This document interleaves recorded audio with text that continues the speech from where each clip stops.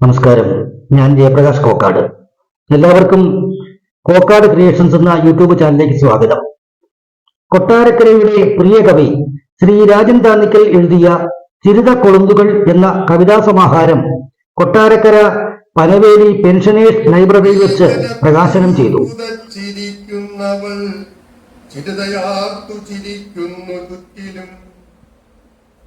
ആകെ ഒട്ടി നനഞ്ഞിരിക്കുന്നവൾ പുഷ്പശാലങ്ങൾ താണ്ടിയോ എത്ര നാരികൾ പൂജ്യങ്ങളായിടം വെയിൽ കനത്ത്. ശ്രീ കാവാലം അനിൽ അധ്യക്ഷനായ ചടങ്ങിൽ കൊട്ടാരക്കര നഗരസഭാ ചെയർമാൻ അഡ്വക്കേറ്റ് ബി ഉണ്ണികൃഷ്ണമേനോൻ മുഖ്യ അതിഥിയായി പങ്കെടുത്തു. Makaram Books chief editor Shri K Babu ചിരവക്കൊളുന്തുകൾ എന്ന കവിത ആമുഖമായി അവതരിപ്പിച്ചു. Retired deputy collector Shri B Anilkumar പുസ്തകത്തെ പരിചയപ്പെടുത്തി. 11 ഞായറാഴ്ച എന്ന് പറയുന്നത് ഒരുപാട് മനുഷ്യനെ സംബന്ധിച്ച് സന്തോഷിക്കാവുന്ന ദിവസമാണ്. അതിലേറ്റവും പ്രധാനപ്പെട്ടത് എന്ന് പറയുന്നത് ഇന്ത്യയും പാകിസ്ഥാനും വെടിനിർത്തൽ പ്രഖ്യാപിച്ചു എന്നുള്ള ഒരു സന്തോഷ വാർത്തയാണ്. നമുക്ക് ഏവർക്കും സമാധാനം തരുന്ന ആദ്യത്തെ വാർത്ത എന്ന് പറയുന്നത്. രണ്ടാമത്തേത് അതിലും പ്രിയപ്പെട്ട വാർത്തയാണ്. നമ്മളെ എല്ലാവരെയും സംബന്ധിച്ചും ഇന്ന് ലോക മാതൃദിനമാണ്. ലോക മാതൃദിനത്തിൽ ഇവിടെ ചേർന്നിട്ടുള്ള ഇവിടെ വേദിയിലുള്ള എല്ലാ അമ്മമാർക്കും, ലോകത്തെ എല്ലാ അമ്മമാർക്കും ആദരവർപ്പിക്കുന്നു. നമുക്ക് നമ്മുടെ വിഷയത്തിലേക്ക് വരാം.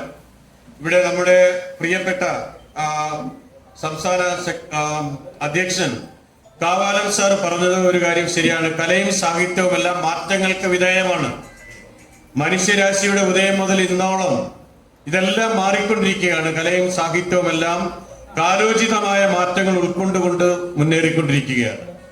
പക്ഷേ ഈ അടുത്ത സമയത്തായിട്ട് ഈ മേഖലകളിൽ വന്നിട്ടുള്ള ചില വ്യതിയാനങ്ങൾ, ചില മാറ്റങ്ങൾ എന്ന് പറയുന്നത് എത്രത്തോളം ആശാസ്യകരമാണ് എന്ന് നമ്മൾ ഓരോരുത്തരും ചിന്തിക്കേണ്ട സമയം കടന്നിരിക്കുകയാണ്.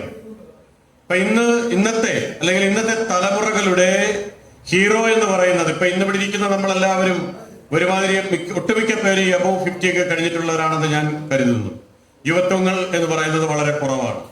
പക്ഷെ ഇന്നത്തെ തലമുറയുടെ അല്ലെങ്കിൽ ഇന്നത്തെ യുവത്വത്തിന്റെ അവരുടെ ഹീറോ എന്ന് പറയുന്നത് ലഹരി കൊണ്ട് കണ്ടനാളം ഉച്ചത്തിൽ അലറി വിളിച്ചുകൊണ്ട്, അതിനെ സംഗീതമെന്നോ പേക്കൂത്തെന്നോ ഒക്കെ പേര് വിളിച്ചുകൊണ്ട് അലറി വിളിക്കുന്നവരുടെ പിൻഗാമികളായിട്ട് നമ്മുടെ യുവത്വം മാറുന്നതിലെ വിഹ്വലത ചെറുതൊന്നുമല്ല നമ്മളെ അലട്ടിക്കൊണ്ടിരിക്കുന്നത്. കവി സമ്മേളനത്തിൽ നിരവധി എഴുത്തുകാർ സ്വന്തം കവിതകൾ ചൊല്ലി അവതരിപ്പിച്ചു. ജില്ലാതല കഥ, കവിത, രചനാ മത്സരത്തിൽ വിജയികളായ ഹീര ഷൺമുഖം, പപ്പൻ ചക്കുവള്ളി എന്നിവർക്ക് പുരസ്കാരങ്ങൾ നൽകി ആദരിച്ചു. അപ്പൊ ഇതിന് പിന്നാലെ പോലും നമ്മുടെ കുട്ടികൾ പായുകയാണ്. ഇത് കാണുമ്പോൾ നമുക്ക് പെട്ടെന്ന് തന്നെ മനസ്സിലേക്ക് വരുന്നത് റോബർട്ട് ബ്രൗണിങ്ങിന്റെ ഒരു കവിതയുണ്ട്. റോബർട്ട് ബ്രൗണിങ്ങിന്റെ കവിതയുടെ ടൈറ്റിൽ എന്ന് പറയുന്നത് പൈഡ് പൈപ്പർ ഓഫ് ഹാമലിൻ എന്ന് പറയുന്ന ഒരു കവിതയാണ്. അവർ രാജ്യത്ത് എലികൾ, ഒരു ചെറിയ സാമ്രാജ്യത്തിൽ എലികൾ പെരുകിയപ്പോഴേക്കും രാജാവ് ഒരു രക്ഷയുമില്ല. വീട്ടിനകത്തും ഓഫീസിലും എവരിവെയർ എലികളുടെ ശല്യമാണ്. രാജാവ് പ്രഖ്യാപിച്ചു, ഇതിനെ മുഴുവൻ കൊന്നെടുക്കുന്ന ആൾക്കാർക്ക് ഇത്ര പൊൻപണം സമ്മാനം എന്ന് പറഞ്ഞപ്പോഴേക്കും ഒരു മാജിക് ഫ്ലൂട്ടുമായിട്ട് ഒരാൾ അവിടെ രംഗപ്രവേശം ചെയ്യുകയാണ് ഹാമലിൻ പട്ടണത്തിലേക്ക്. അയാൾ ഒരു പ്രത്യേക താളത്തിലൂടെ ഫ്ലൂട്ട് വായിച്ചുകൊണ്ട് ഇങ്ങനെ പോകുമ്പോൾ എലികളെല്ലാം കൂടെ ചെല്ലുകയും അതിനെ ഒരു റിവറിൽ, നദിയിൽ മുക്കി കൊല്ലുകയാണ് ഉണ്ടായത്. പിന്നീട് തിരിച്ചു വന്നപ്പോഴാണ് രാജാവ് അദ്ദേഹത്തിന്റെ വാഗ്ദത്തം പാലിക്കാതെ വന്നു. അയാൾക്ക് ഇത്രയും പറഞ്ഞ പ്രതിഫലം കൊടുക്കാത്ത ഒരു അവസ്ഥയിലേക്ക് വന്നു. അപ്പോഴെന്ത് ചെയ്തു? ഈ മാജിക് ഫ്ലൂട്ടുകാരൻ വേറൊരു പ്രത്യേക ഈണത്തിലും താളത്തിലും ഒരു ഫ്ലൂട്ട് വായിച്ചപ്പോൾ അവിടെയുള്ള സകല കുഞ്ഞുങ്ങളും ഇദ്ദേഹത്തിന്റെ പുറകാലെ കൂടി. അങ്ങനെ ഇവരെ ഇങ്ങനെ കൊണ്ടുചെന്ന ഒരു ഗുഹാമുഖത്തിലേക്ക് കൊണ്ടുപോകുന്ന ഒരു കവിത പഠിച്ചിട്ടുണ്ട് നമ്മൾ. അതേപോലെയാണ് ഇന്നത്തെ യുവത്വം ഇത്തരത്തിലുള്ള ആൾക്കാരുടെ പിറകാലെ പോകുന്നത് എന്നുള്ള ഒരഭിപ്രായം ഞാൻ തുടക്കത്തിൽ തന്നെ പങ്കുവയ്ക്കുകയാണ്.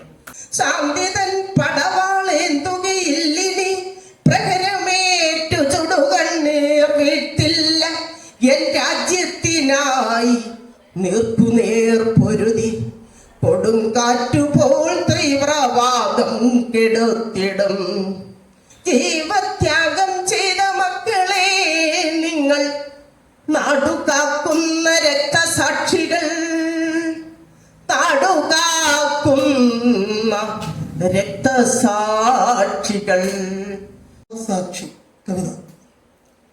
വിജനമാം വഴിയിൽ വഴിച്ചോട്ടുമായെന്ന് നഷ്ടങ്ങൾ പേറി ഞാൻ ശിഥിലമായി നിൽക്കുമ്പോൾ രക്തബന്ധത്തിന്റെ താഴ്വേര് തിരയുമ്പോൾ വീണഴലുന്ന വസുതൻ നെഞ്ചിലെ മാറാപ്പ് കെട്ടിപ്പായുന്ന ജന്മം.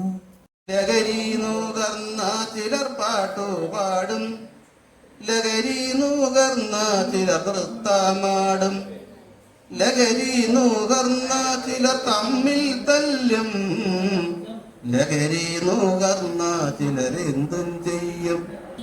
മുറ്റത്തെയോരത്തു മാവിന്റെ കൊമ്പിലായി കത്തിക്കളിക്കും കിളികൾ പറഞ്ഞു. ഉമ്മറക്കോലായിലെത്തിയില്ലച്ചൻ, തേനും തിനയും തരുന്നൊരച്ചൻ. ഉമ്മറക്കോലായിലെത്തിയില്ലച്ചൻ, തേനും തിനയും തരുന്നൊരച്ചൻ. ചാവടിത്തിണ്ണയിൽ തിനവച്ചു നീട്ടും അച്ഛനെ കണ്ടുവോ കൂട്ടുകാരെ. ഈ കവിതകളുടെ ആ ഒരു കൂമ്പാരത്തിൽ നിന്ന് അരിച്ചരിച്ചെടുത്തു കഴിഞ്ഞാൽ അതിനകത്ത് ശ്രീ രാജൻ താന്നിക്കൽ സാറിന്റെ കവിതകൾ ഉണ്ടാകും എന്നതിൽ യാതൊരുവിധ തർക്കവുമില്ല എന്നാണ് ഞാൻ പറഞ്ഞത്. ഒച്ചയില്ലാതെ ചുണ്ടനക്കിയവളെപ്പോഴും പിച്ചും പേയും പറഞ്ഞങ്ങിരിക്കുന്നു. തോറ്റുപോയൊരാ ജീവിത പരീക്ഷയിൽ ചോദ്യങ്ങളേറെയുണ്ടവളുടെ നോട്ടത്തിൽ. ഒച്ചയില്ലാതെ ചുണ്ടനക്കിയവളെപ്പോഴും പിച്ചും പേയും പറഞ്ഞങ്ങിരിക്കുന്നു. തോറ്റുപോയൊരാ ജീവിത പരീക്ഷയിൽ ചോദ്യങ്ങളേറെയുണ്ടവളുടെ നോട്ടത്തിൽ. പണ്ടവളരമനയിൽ വളർന്നതോ പട്ടുമെത്തയിൽ തളർന്നുറങ്ങിയതോ കണ്ടു കാണണം കനവുകളേറെ.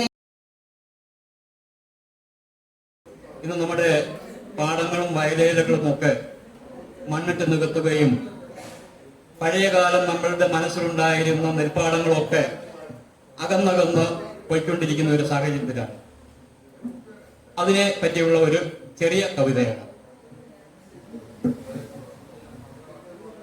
പഴയൊരാ പാടവരമ്പത്തുകൂടി തനിയെ ഞാനിന്ന് നടന്നുപോയി. ഒട്ടേറെ നാടുകൾ കൂടിയിട്ടിന്നാദ്യമായി ഒട്ടൊട്ടു മോഹങ്ങൾ കയ്യിലേന്തി. പഴയൊരാ പാടവരമ്പത്തുകൂടി തനിയെ ഞാനിന്ന് നടന്നുപോയി. ഒട്ടേറെ നാളുകൾ കൂടിയിട്ടിന്നാദ്യമായി ഒട്ടൊട്ടു മോഹങ്ങൾ കയ്യിലേന്തി.